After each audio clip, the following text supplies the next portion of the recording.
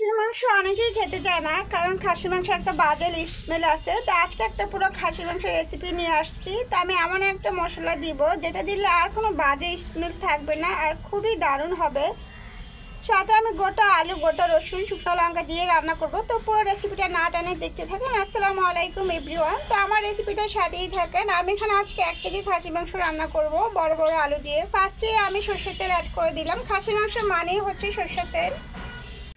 সাথে আমি একটা কালো এলাচটা অবশ্যই খাসির মাংসতে দিবেন, তাহলে কোনো বাজে স্মেল থাকবে না। এখানে আমি 1 চা চামচ আদা বাটা, 1 চা চামচ রসুন বাটা, সাথে দারচিনি, এলাচি, গরম মশলা, ধনিয়ার গুঁড়ো 1 চা চামচ, হলুদের গুঁড়া, ঝালটা যার যার পরিমাণ মতন দিবেন। এখানে আমি কিছুটা লবণ অ্যাড করছি। লবণটা অবশ্যই আপনার আন্দাজের মতন করে দিবেন। তো মশলাটা অবশ্যই ভালো করে কষাতে হবে। মাংস হোক যে কোনো কিছুই, আমি সবসময় বলি যে রান্না ভালো হয় মাংস বা মশলা কষানোর উপর। মশলা আপনি যত কষাবেন মাংসের টেস্ট দ্বিগুণ বেড়ে যাবে, সেটা মাছ হোক মাংস হোক যে কোনো কিছু। তা আমার মাংসের মশলাটা একদম ভালো করে কষিয়ে তেল যখন উপরে উঠে আসছে, আমি তেলটা একটু কমই দিয়েছি কারণ মাংস থেকে তেল বেরিয়ে যায়। তো দেখেন একদম কষা কষা হয়ে গেছে।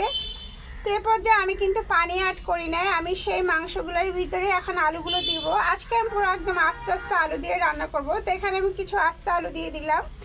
তো মাংস মানেই হচ্ছে আলু, আলু ছাড়া মনে হয় মাংস তেমন একটা টেস্টও লাগে না। তো এটা দিয়েও আমি আরও 10 মিনিট কষাবো। মাংস আলু একসাথে আমি এমন ভালো করে কষাবো যেন বেশি করে পানি আর পরে না দিতে হয়। এখানেই অর্ধেকটা সিদ্ধ হয়ে গেছে।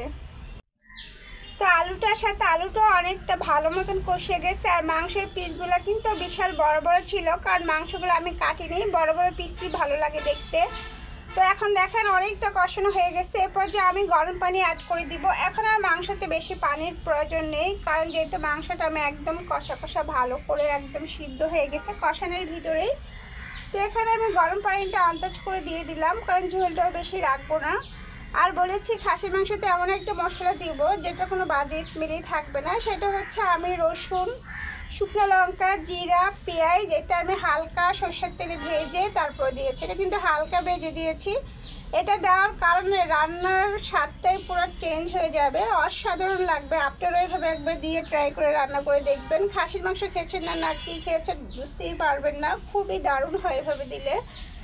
তো এটা দিয়ে এখন আমি আরও 10 মিনিট এটা দমে রাখবো। সাথে আমি কিছুটা কাঁচামরিচ অ্যাড করে দিব। কাঁচামরিচেরও কিন্তু আলাদা একটা ফ্লেভার আছে। তো দেখেন তরকারির লুকটা একদম চেঞ্জ হয়ে গেছে। তো ভালো লাগলে অবশ্যই আমার আইডির পাশে থাকবেন। কেউ যদি আমার ইউটিউব চ্যানেল থেকে দেখে থাকেন অবশ্যই চ্যানেলটা সাবস্ক্রাইব করে দিবেন। তো এই যে রান্নাটা পুরোপুরি কমপ্লিট।